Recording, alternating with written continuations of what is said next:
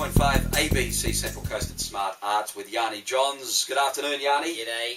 Yanni, Thanks for having me back. We really need a royal fanfare of trumpets as they had at the royal wedding, because we're going to hang a brand new Central Coast Fishbowl feature artist here at 92.5. Winning artist, may I add, he won the inaugural Terrigal and Plain Air exhibition last week, to much controversy and lots of people going, oh, but vigorous applause because you deserved it. Good on you. You deserved it. I think it was the nicest art competition, because art should never be a competition, but that's what the human nature is, to make everything well, the competition, isn't it? In Australia, you've got to race and you've got to win. The competition was sort of a thing on the side, just because we got a little bit of money for an art prize. Yeah, so and the main thing was to get out and get inspired by the landscape, and that's what everyone did. And it was sort fun. of put it on the line a bit, get out there. Yeah. I had a bit of a head start because I've been doing it for a while. And so.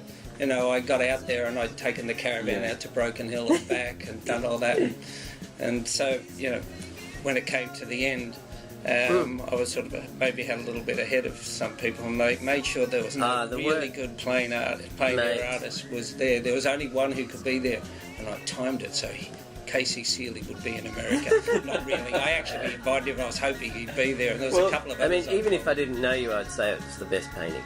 Although there were some beautiful paintings. Yanni's was fantastic, I must say.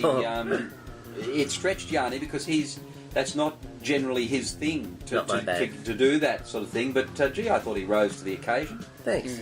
The variety was like, there's everything from Norman Lindsay. That was the lady who did the wonderful by Simon Sorbo, turbaned woman. Wasn't that a beautiful? Wendy Bills, and she got highly commended, and Greg Summers, Russell Austin, and Mike Worrell all got commended.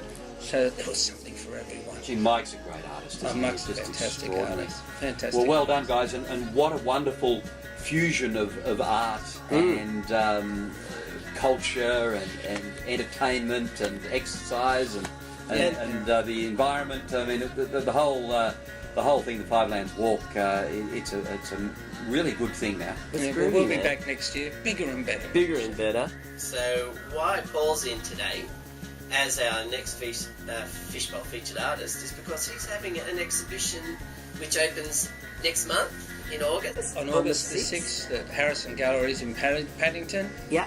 And it's actually Paul's studio versus plein air. So there you go. And so half the show is the plein air paintings that I've been doing from, like I said, from Broken Hill to Queensland and and around here and out to the Blue Mountains and all these different things. And the other half is all the studio oils that I've been doing, which I brought one in today. And it's very interesting that you've got a wonderful a landscape of Paddington, or an urban scape of Paddington to put up to show us what you can do in that regard. And here I am talking you up as the greatest painter of water on the coast. And bricks. You do something that's bricks and mortar. Bricks and water. Oh, bricks and mortar. From water to bricks and mortar. Well, I had a big version of this hung in the Win Prize last year that hangs with the Archibald, and it's in the show too.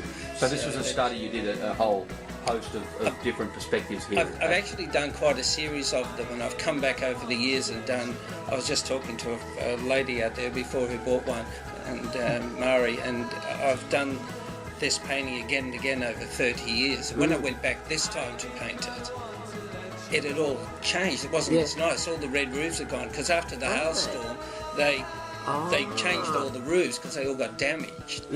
And they did all these grey roofs. So then I had to go back, and especially for the big one, I had to go back onto all old photos and old paintings and see the way it used to be. And when I was doing the big one, because like it's 8 foot by 5 foot, it took me forever. Just like, because unlike water, where you just get in a nice little rhythm and you go, I'll have a wave here, blink, These, you've got all the different colours and the shapes and and everything has to be square. You can't have a line. I'd never. I grid it up, but then I was making things up. I was trying to say, this was like this and this was like that, looking at old photos and paintings and things. But then, in the end, you've just got to sort of, Because I don't project images up or anything like that, it gets a little bit of a wobble about it when you look at it close, and I like that, because it's not too pristine, everything's not too crisp, so when you... I think some of those terrace houses do have a bit of a wobble about them. That's the beauty. They've been there for 100 years, and they are a bit skew-if in some. I lived in one in Bondi, it was like that. It's crooked. Yes, it was a crooked man. So was the bloody landlord. Well, you seen the floor in my studio? Yes. So that's going up. It's what's it called? Rooftops. Rooftops. A perspective of Paddington, and Paul has a show coming up in Paddington. When's that on, Paul? August the 6th. It opens on Saturday afternoon at 4 o'clock. Which is Saturday week, isn't it? Yep. I think. And it goes to the 22nd, I think. 22nd. So Be beautiful.